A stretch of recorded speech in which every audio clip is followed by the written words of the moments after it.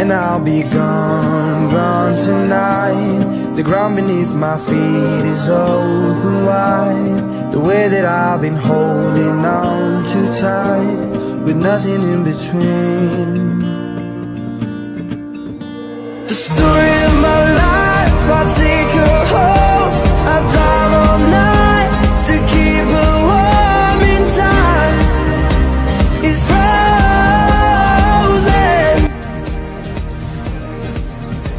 The story of my life. Nama Bapa dan Putra dan Roh Kudus.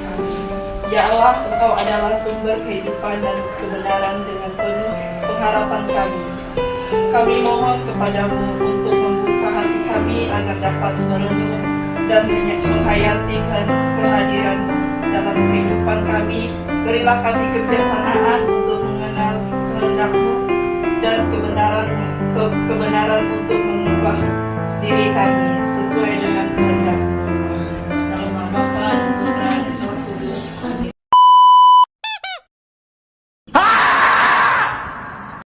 Ketika doa seakan tidak dijawab, dicemooh karena keyakinan kita. Tantangan adalah bagian alami dari hidup yang jatuh. Tidak seorang pun yang kebal. Yang membedakannya adalah cara kita menyikapinya. Nah, di sini kita mengibaratkannya seperti hujan. Hujan di sini tidak ada yang bisa menghindar dari hujan tersebut, tidak ada yang bisa lari. Nah, bedanya tersebut ada yang membawa payung dan ada yang bawa payung dan berjalan melewati hujan tersebut. Kita menghadapi tantangan. Yang pertama itu ada untuk membentuk karakter kita, dan yang kedua agar kita ada di Roma bab 5 ayat 3 sampai dengan 4. Kita malah bermegah juga dalam kesengsaraan kita, karena kita tahu bahwa kesengsaraan itu menimbulkan keteguhan, dan keteguhan menimbulkan tahan uji, dan tahan uji menimbulkan pengharapan. Nah, di sini tantangan dapat Tuhan.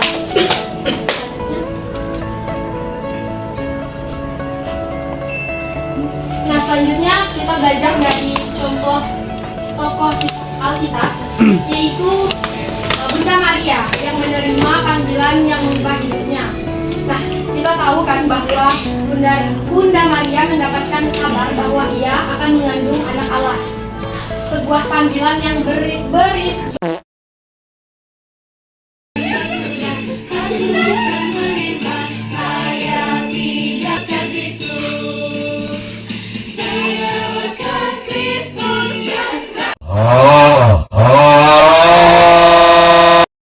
menyikapinya dengan penuh usaha, tapi tentu adanya kegagalan dari setiap sikap kita dalam menyikapi tantangan yang kita alami. Tetapi kegagalan bukanlah akhir, tapi awal pembelajaran sebagai pengembangan unsur hidup kita dan diri kita. Nah, kegagalan itu pasti kayak ini nih kayaknya akan berakhir di sini, akhir segalanya, karena kayak titiknya tuh udah habis di sini, karena nggak tahu lagi mau berbuat apa selanjutnya gitu kan. Terus yang kedua tuh, pandangan kita kadang-kadang merasa bahwa apabila kita gagal, kita tentunya tuh kayak buruk atau merasa sebuah dari Tuhan gitu, karena merasa kayaknya ini tuh rezeki Tuhan bukan berpihak dari diri saya sendiri, jadi kayak menjauh dulu dari Tuhan, entah kayak merasa dari diri sendiri yang bersalah atau justru juga menyalahkan bagaimana pemberian Tuhan itu. Nah, dari kegalauan ini kita berusaha proses seperti anak kecil yang kalau kita lihat kan kayak adik-adik kita itu hal misalnya kita lagi membuat suatu karya ilmiah nih, terus kayak gagal, kita merasa tuh nggak bagus gitu. Terus kita menilai diri kita dari pengerjaan kita yang gagal itu, kita menilai diri kita bahwa kita pribadi atau orang yang gagal. Seharusnya tidak berhenti di situ, karena hanya pada karya itu saja, tapi diri kita sangat bernilai. Yang berharga seperti pengalaman itu merupakan pembelajaran juga. Selain kita belajar di kelas, justru pengalaman dan kegagalan itu yang membuat kita mempunyai suatu pelajaran yang baru, pengetahuan yang baru bagaimana ya tentang ini gitu. Nah, yang ketiga sebagai alat pembentukan. Tuhan memakai kegagalan untuk membentukkan. Kegagalan bukan tembok penghalang, melainkan belokan di jalan emas kita untuk semakin berkembang dan bertumbuh. Nah, dari kegagalan itu tuh sebenarnya kita tuh mampu belajar tentang diri sendiri. Kan kadang-kadang tuh kita tuh mengalami rasa malu, takut, cemas. Kenapa ya aku seperti ini? Kenapa teman-temanku yang berbicara di depan tuh tidak merasa malu, tidak merasa segan, bisa-bisa saja. Nah, justru ini nih dari kegagalan, kan pertama mungkin kita merasa malu, kaku nih berbicara. Justru menjadi karunia Tuhan. Saat kita gagal, kita menyadari bahwa kita tidak sempurna dan sangat membutuhkan pengampunan dan kekuatan dari Tuhan. Disinilah kita memahami kasih karunia-Nya yang tidak bersyarat. Mungkin ya setiap orang memiliki caranya masing-masing menghadapi kegagalan, entah dengan cara apapun itu. Jadi saya harap di sini kalau memang kita merasa saat-saat jangan melupakan kalau kalian berharga dan kasih karunia Tuhan itu tetap menyertai dalam diri kita. Yang ketiga, justru mempersiapkan kita untuk berbuah. Yesus berkata, setiap ranting padaku yang tidak berbuah dipotongnya, dan setiap ranting yang berbuah dibersihkannya. Merenung kembali dan merefleksikan apa sebenarnya poin positifnya dari kegagalan yang saya alami.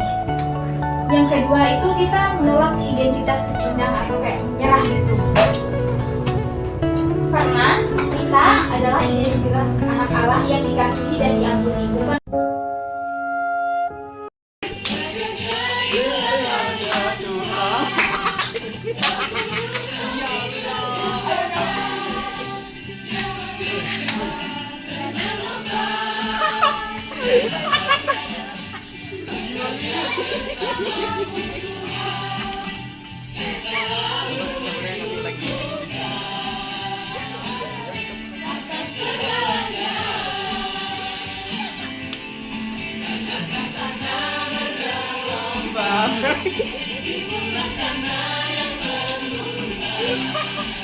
Semangatlah, Elki tak semangat.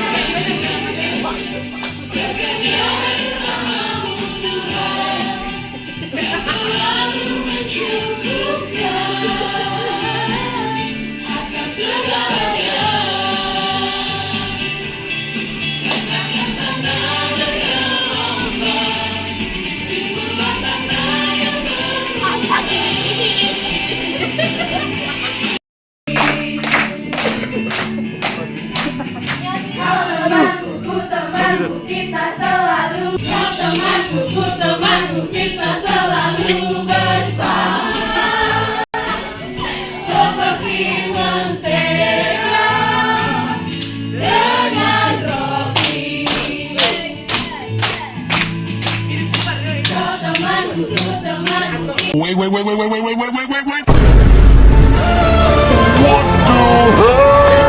Yang saya sampaikan di poin pertama tadi, pemulihan dan kehidupan baru setelah kematian. Kita orang Katolik percaya bahwa kita setelah mati, jiwa dan roh kita akan bangkit lagi seperti yang telah dijanjikan Yesus, bahwa pada akhir zaman kita semua akan bangkit untuk menjalani kehidupan yang baru. Lalu kebangkitan batin kita dalam respon kita terhadap kuasa itu dalam hidup sehari-hari. Nah, ini terwujud saat kita seperti bangkit dari kepahitan, yakni kita memilih untuk mengampuni setelah disakiti. Di sini sudah pasti kita tidak pernah merasa tersakiti, mudah untuk kita lakukan. Tapi saat kita memilih untuk mengampuni, di situ kita sudah bisa dibilang kita sudah bisa bangkit dari keterpurukan kita, dari kepahitan kita. Seperti itu. Lalu selanjutnya adalah bangkit dari kegagalan. Berarti berani mencoba lagi setelah terjatuh. Kita sudah sering pastinya kita mengalami dalam pembelajaran kita seperti tugas-tugas tertentu. Mungkin adik-adik belum ada yang itu ya. Iya bang. Mengalami kegagalan iman, maka kita akan bisa melalui masalah yang kita alami. Dengan kita berdoa, kita menyerahkan semua permasalahan kita kepada Tuhan.